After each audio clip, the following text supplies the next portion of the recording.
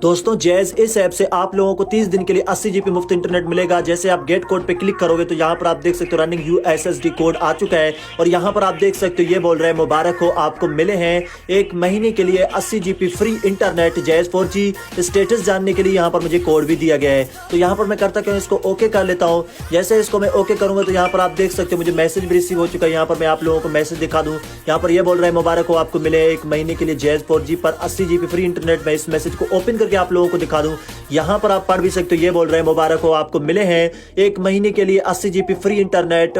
Jazz 4G status जानने के लिए यहाँ पर मुझे कोड भी दिया गया है। अगर आप लोगों को भी अपने जैज सिम पर 80 जीबी मुफ्त इंटरनेट चाहिए तो आप लोग कैसे हासिल करोगे, मैं आप लोगों को तरीका बताता हूँ।